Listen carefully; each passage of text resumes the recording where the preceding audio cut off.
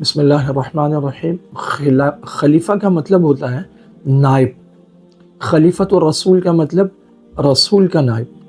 آپ صلی اللہ علیہ وسلم کے بعد سیدنا صدیق اکبر رضی اللہ تعالیٰ عنہ آپ کے نائب ہوئے اور انہوں نے امور خلافت سنبھالے، امت کی ذمہ داری اپنے کندھوں پر اٹھائی اور مسلمانوں کے احوال اور مسلمانوں کے معاملات اور ان کا نظم و نسق اور حکومت کے معاملات چلانے کی ذمہ داری سنبھالی، چنانچہ آپ کو خلیفۃ الرسول کہا جاتا ہے۔ حضرت عمر ابن الخطاب رضی اللہ تعالیٰ عنہ امیر المؤمنین ہے لیکن خلیفۃ الرسول نہیں ہے۔ خلیفۃ الرسول صرف حضرت ابوبکر صدیق ہیں کیونکہ وہ نبی کے نائب ہیں۔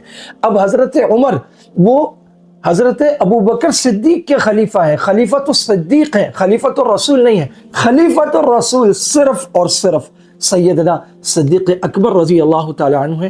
22 جمادی الثانی سیدنا صدیق اکبر رضی اللہ تعالیٰ عنہ کا یوم وفات ہے۔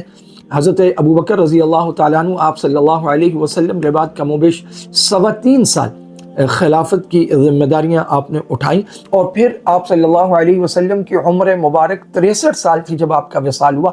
حضرت ابوبکر رضی اللہ تعالیٰ عنہ کی عمر مبارک بھی 63 سال تھی جب آپ کا وصال ہوا۔ چنانچہ ہمارے ہاں بزرگ اکابر اولیاء اللہ، اسراف، اتقیاء، اذکیاء، صلحاء، ان کے ہاں یہ ضرب المثل ہے گویا کہ جب ان کی عمر 63 سال ہو جاتی ہے تو وہ کہتے ہیں کہ اب مبارک اور مسنون عمر ہو گئی ہے، اب اللہ کے حضور حاضری کا وقت ہو گیا۔